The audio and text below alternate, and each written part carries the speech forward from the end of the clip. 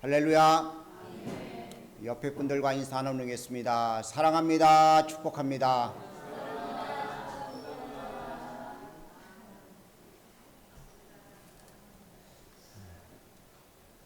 오늘도 복된 주의 날 주님 전에 나온 여러분 모두를 주의 이름으로 축복합니다. 주님께서 허락하시는 귀한 은혜가 여러분과 제 속에 넘칠 수 있길 축복합니다. 본문 말씀을 가지고 부유한 자라는 제목으로 은혜를 나누려고 합니다. 조용기 목사님 아시죠? 한 번도 못 들어보셨어요? 이 조용기 목사님이 신장이 안 좋으셔가지고서 15분마다 한 번씩 화장실 다녀야 됐다고 합니다. 최 집사님 들으셔야 되는데 어디 가셨어요? 15분마다 화장실 가니까 설교를 하려면 최소한 30분 하고 붕해를 하면 최소한 1시간 반에서 2시간을 해야 되잖아요. 그래서 할 수 없이 주머니를 찾습니다. 무슨 주머니요? 우리는 무식해가지고 소변이라고 안 하고 오줌 주머니라고 그래요. 오줌 주머니를 차고 있었어요. 유럽 성회를 진행하고 있는데 그날도 아침에 일어나자마자 이제 집회를 나가기 위해서 주머니를 차는데 천둥 같은 소리가 들려왔습니다. 얘 이놈아 언제까지 그거 차고 있을래? 깜짝 놀래가지고서 자기를 돌아보게 되었습니다. 말씀을 전하며 복음을 증거하고 병들을 치유하는 주의 종인데 또 나름대로 신의 역사가 많이 일어나는 집회인데 지금 자기는 지금 뭘 차고 있어요? 오줌 주머니를 차고 있는 거예요. 그리고 음성이 들려왔습니다. 왜 거추장스럽게 그거 차고 있느냐? 그러자 목사님 회개하고 그 시간부터 하나님 앞에 간절하게 기도하기 시작했습니다. 하나님 이거 치워주세요. 하나님 그래서 자신 있게 하나님 말씀을 더 전할 수 있게 해주세요. 기도했다고 합니다. 그리고 얼마 지나지 않아서 그 신장의 모든 부분들을 주님께서 만져주셔서 깨끗이 치유되어져서 사역하는데 전혀 어려움이 없이 하나님의 귀한 일을 할 수 있었다고 합니다. 세계적인 목사님도요 역시 부유하지 못할 때가 있었다는 것입니다. 우리들도 역시 마찬가지입니다. 우리의 삶의 모든 문제들이 부유하지 못해서 힘들어하고 어려울 때가 많이 있습니다. 세상에 부자가 되기 싫은 사람은 한 사람도 없을 것입니다. 부자가 다 되고 싶으시죠? 마음대로 하세요. 부자가 왜 되려고 할까요? 부자가 되면은요 원하는 대로 먹을 수 있잖아요. 내 주머니에 돈 10,000원밖에 없는데 뷔페 갈 수 없잖아요. 가서 킹크랩 사서 먹을 수 없잖아요. 가지고 싶은 것, 소유하고 싶은 것 소유할 수가 없잖아요. 부자가 되면 그것을 할 수 있습니다. 그래서 모두가 부자가 되기를 갈망합니다. 그래서 나름대로 열심히들 살아갑니다. 그러나 그보다 더 복된 부자가 있습니다. 바로 믿음의 부자입니다. 오늘 믿음의 부자에 대한 이야기를 하려고 말씀을 전하려고 합니다. 여러분과 제가 믿음의 부유한 자, 믿음의 부자가 되기를 주의 이름으로 축복합니다. 믿음의 부자는 하나님을 기쁘시게 할 수 있습니다. 믿음이 없이는 하나님을 기쁘시게 하지 못한다고 히브리서 11장 6절 말씀에 기록합니다. 믿음의 부유한 자가 돼서 하나님을 기쁘시게 하는 하나님의 사람들 되어줄 수 있기를 간절히 원합니다. 믿음의 부자가 되면 어떤 역경도 이길 수 있습니다. 어떤 고난도 이길 수 있습니다. 하늘의 복을 받아서 그것을 대대로 이어갈 수 있는 축복의 역사가 나타나는 것을 보게 됩니다. 믿음의 조상인 아브라함이 하늘의 복을 받았습니다. 믿음의 부자가 되었습니다. 그러자 그의 아들인 이삭도 그의 손자인 야곱도 역시 믿음의 부자로서 대를 이어서 하나님의 귀한 역사를 이뤄나가는 모습을 보게 되어집니다. 여러분과 제가 믿음의 부유한 자가 되어질 수 있기를 주의 이름으로 축복합니다. 믿음의 부유한 자가 되어지는 은혜를 누리는 하나님의 사람들 모두가 되어질 수 있기를 바랍니다. 자, 그렇다면 믿음의 부자는 어떤 사람인가? 첫 번째요, 아무것도 없어도 가능한 사람입니다. 여러분 얼마나 있으십니까?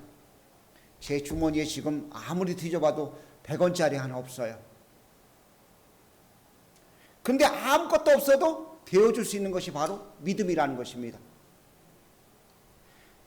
10절 말씀을 보니까 이렇게 기록합니다. 나는 주께서 주의 종에게 보신 모든 은총과 모든 진실하심을 조금 더 감당할 수 없사오니 내가 이 지팡이만 가지고 건넜더니 요단을 건넜더니 지금은 2때나 이루었나이다.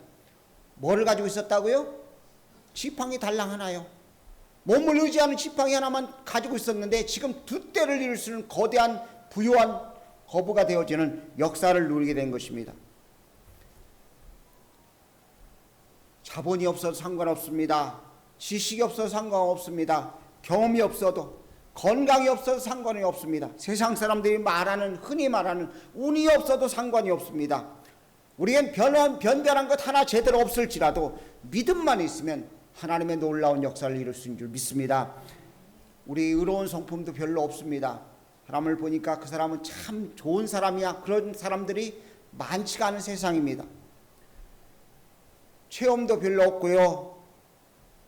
우리의 인생의 연조도 별로 내세울 만한 연조가 아닙니다. 그런데도 불구하고 우리에게 하나님을 신뢰하는 믿음만 있으면 여러분과 저는 하나님의 놀라운 역사를 이룰 수 있습니다. 성경에 보면 아브라함에 대해서 이렇게 말합니다. 아브라함이 여호와를 믿으니 이를 의로 여기셨다고 기록하고 있습니다. 여러분과 제가 하나님 앞에 믿음의 사람이 되어서 하나님이 우리를 의롭다고 인정하시는 날마다 그런 은혜를 누릴 수 있기를 간절히 원합니다. 이런 표현을 한번 써볼게요.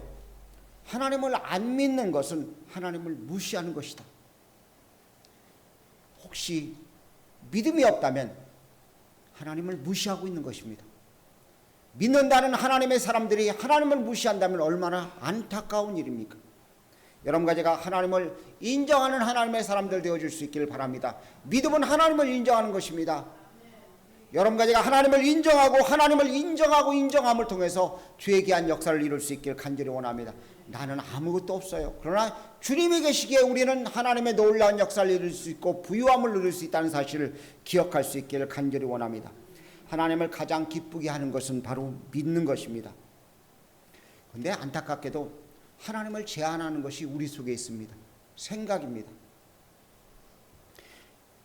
지체들이 늘어나고 교회 수련회와 행사들이 있다 보니까요. 어느 분이 작정금을 하기 시작했어요. 차량 헌금을 시작했어요. 저희 집사람이 옆구리를 자꾸 찔러요. 빨리 차 구입하라고. 근데 제가 믿음이 없는데요. 새가슴보다도 못한 믿음을 가지고서 진행하려니까 도저히 자신이 없어서 입도 뻥끗 안 하고 있어요. 근데 주님께서 제 속에 믿음을 주시면 하나님의 귀한 역사를 이루어질 줄로 저는 믿습니다. 하나님을 제한하는 것은 우리의 생각입니다. 이건 안 돼. 형편을 보니까 교인들이 어려워. 자꾸 그런 생각들 때문에 하나님의 일들을 못하는 것입니다. 우리의 생각은 하나님의 귀한 일에 방해꾼이 될 수 있습니다. 그러니까 내 생각을 내려놓는 여러분과 제가 되어줄 수 있기를 간절히 원합니다. 믿음이 겨자씨 같아도요. 그 겨자씨가 놀라운 역사를 이룰 수 있는 것입니다. 우리에게는 아무것도 없어요. 가진 것이 없어요. 그러나 하나님은 일하신다는 사실을 분명히 믿고 하나님을 바라보는 믿음의 사람들 되어서 부자가 되어줄 수 있기를 주의 이름으로 축복합니다. 오늘 본문의 내용은 야곱의 이야기입니다. 야곱이 자기에게 부자가 되기 위해서 인간의 술수를 씁니다. 형 에서를 속입니다. 야, 팥죽 줄 테니까 그 장자권, 그 명목상인 그 장자권 뭐 가지고 있느냐? 그래서 팥죽 한 그릇에 장자권을 삽니다. 저 에어컨 바람을 위로 좀 올리세요. 추우신 분들이 계시니까 방향을 위로 올리시면 됩니다.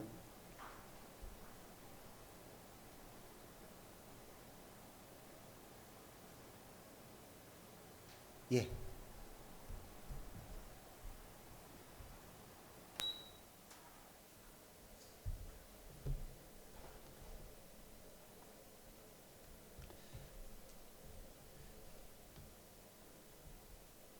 그리고 아버지도 속여요. 형에게 축복을 주려고 하는 것을 어머니가 듣고서 야, 형 대신에 네가 가. 에서 대신에 네가 가서 아버지 축복을 받아 하고 꼬드김에 그냥 넘어가 가지고서 눈 질끈 감고 형인 척하면서 누구냐 물어보니까 에서입니다 하고 대답을 하면서 아버지를 속여요. 그리고 도망을 갑니다. 형이 죽인다고 그러니까 야반 도주를 해요. 외삼촌 라반의 집에 가서 지냅니다.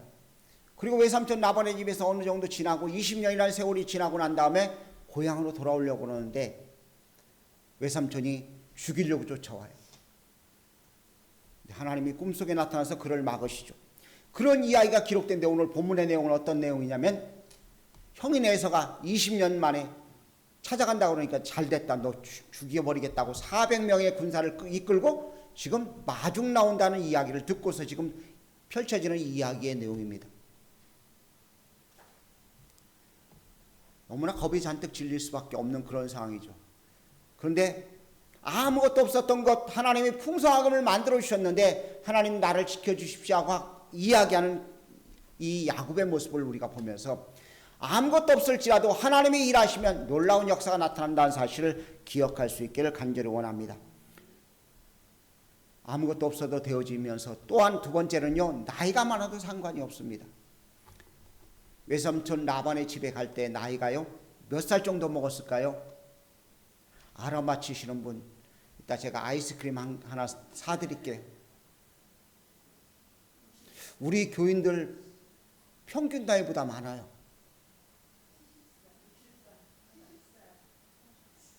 75이요. 아깝게 못 맞추셨어요? 75세예요. 아들인 요셉의 애굽에 팔려갔을 때와 국무총리로 등극했을 때의 나이를 추산해 보니까 나이가 야곱이 죽고 날 때 그 것들을 추산해 보면 약 75세입니다. 외삼촌 라반의 집에서 집으로 돌아올 때 나이가 95세예요. 95세 되신 분 계세요? 그러면 아무도 핑계 댈 수 없어요. 아유, 그래도 난 우리 교회에서 나이가 많은데요. 상관없어요. 야곱이 95세 돼서 하나님이 쓰신다고 하시니까, 하나님이 보호하시니까, 하나님이 책임지시니까 문제가 하나도 없는 역사가 나타났습니다. 나이가 많아도 함께 하시는 주님이 여러분 속에 있으면 문제될 것은 하나도 없습니다. 여러분과 제 속에 육신의 나이를 따지시 마시기를 간절히 원합니다. 여러분의 나이가 몇 살이세요? 아무도 모르시네. 33살이에요. 예수님 나이에 예수님이 내 안에 계시면은요, 예수님처럼 살 수 있는 거예요. 육신의 나이 때문에 나는 늙어서, 나는 병들어서 그런 핑계 대지 않냐고 믿음의 사람으로 살 수 있기를 주의 이름으로 축복합니다. 믿음에 부유하면은요, 인간의 나이가 문제가 아니에요. 믿음의 사람은 날마다 새로워진다고 말하고 있습니다. 내 옛사람은, 나의 육체는 날마다 후피하나 내 속사람은 날마다 새로워진다고 말하고 있습니다. 그리스도 안에서 우리는 새로운 피조물이라고 분명히 성경은 말씀하고 있습니다. 몸만 꿈틀거릴 수 있는 힘이 있으면요, 생각만 할 수 있는 것이 있다면, 그런 의식만 있다면 믿음의 역사는 일어날 수 있습니다. 손가락 까딱하실 수 있으시죠? 머릿속에 무엇 먹고 싶다, 무엇 하고 싶다는 생각이 있으시죠? 그것도 없으세요? 그러면 할 수 있다는 거예요. 나이 핑계대지 않고 하나님의 귀한 역사가 여러분과 저에게 일어날 수 있기를 간절히 원합니다. 우리는 나이를 너무나 많이 핑계댈 수 있어요. 저부터 그래요. 지방에 가면 제가 조금 나이가 어느 정도 들은 쪽에 들어요. 그러다 보니까요, 괜히 뒷짐지려고 그래요. 젊은 사람들이 하지 꼭 나를 시키느냐. 이번에 지방의 목사님들이 일본 부부수양회 가는데 제가 교육부장이거든요. 그래서 저는 안 간다고 선언을 했습니다. 저를 위해서 지방의 목사님들이 왜 못 가냐 해서 내가 건강이 안 좋아서 못 간다고 그랬더니 중보기도 하겠다고 지금도 계속 중보기도를 해요. 그런데도 여전히 저는 가지 않습니다. 하나님이 원하지 않으시기 때문에 이번에는 안 간다고 내가 공개적으로 선언을 했고요. 준비는 다 해주겠다고 그랬어요. 근데 해필이면 왜 일본도 안 가는 나한테 또 모든 것이 하는데 서투른 나에게 그런 걸 맡기느냐고 투덜투덜 냈는데 어느 목사님이 그러더라고. 일 시킬 때 감사함으로 하시라고. 마찬가지예요. 여러분과 저에게 하나님이 어떤 일을 시키신다면, 믿음으로 일을 시키신다면 그것을 감당할 수 있는 여러분과 제가 되어지기를 주의 이름으로 축복합니다. 쓸만하니까 시키는 거잖아요. 오늘 점심 제가 했습니다. 믿으세요? 안 믿죠. 우리 목사님 음식 솜씨 내가 다 아는데 다 알잖아요. 근데 저에게 컵라면에 물불안을 할 수 있나요, 없나요? 그것도 못 볼 것 같으세요? 할 수 있는 게 있잖아요. 시킬 수 있는 일이 있다는 거예요. 하나님이 여러분과 저에게 시킬 수 있는 일이 있다는 사실을 기억하면서 나의 핑계 대지 않고 나를 써주신 주님 감사합니다 하고 믿음으로 움직이는 여러분과 제가 되어주길 주의 이름으로 축복합니다. 세 번째는 환경이 나빠도 상관없습니다. 외삼촌 라반은요, 찔러 피 한 방울 나오지 않을 맹렬한 같은 사람입니다. 조카가 처음에 와가지고 아버지에게 이렇게, 형에게 이렇게 속였고 아버지에게 이렇게 속여가지고 내가 이렇게 외삼촌의 집에 왔습니다 하고 사실대로 직고를 하니까 그것을 이용해 먹어요. 그리고 두 딸을 이용해서 14년 동안 부려먹습니다. 그리고 6년 동안 또 월급을 갖다가 10번씩이나 바꿔버려요. 계속 외삼촌 라반에게 속임을 나갑니다. 아무것도 얻을 수 있는 것, 내 집을 세울 수 있는 기력이 없다고 생각하고 있었는데 하나님께서 일하시니까 결국 부유하게 되었습니다. 거기에 보면 딸의 병을 위해서 예수님 앞에 나온 여인이 하나 있습니다. 이 여인이 예수님께 요청합니다.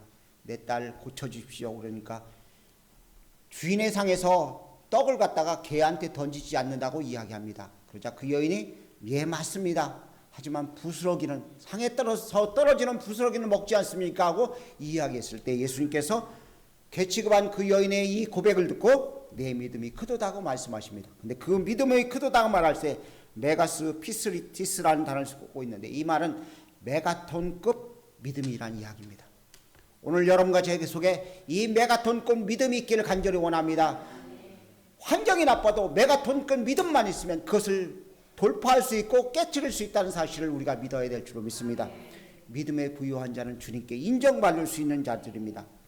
교활한 사기꾼 같은 나반의 것을 하나님의 신묘막직한 방법으로 야곱에게 전이시키고 옮겨주시는 모습을 보게 됩니다. 그리고 소유하게 만들어 주셨습니다. 부자 될 방법을 차단해 놓았습니다. 나는 언제 내 것을 얻을 수 있습니까? 하고 이야기하는 라반 앞에 그래 네 것 주마. 너 원하는 게 뭐야? 예, 전박이와 아롱진 것은 제 것이 되겠습니다. 그러니까 라반이 전박이와 아롱진 것은 딱 떼어가지고서 자기 아들들에게 맡겨버리고 나머지 것을 야곱에게 맡깁니다.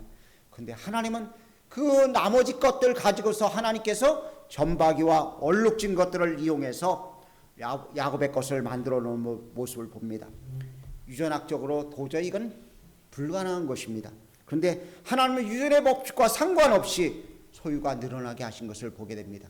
우리는 인간의 과학의 방법이 아닌 믿음의 방법으로 하나님의 놀라운 일을 이룰 수 있기를 간절히 원합니다.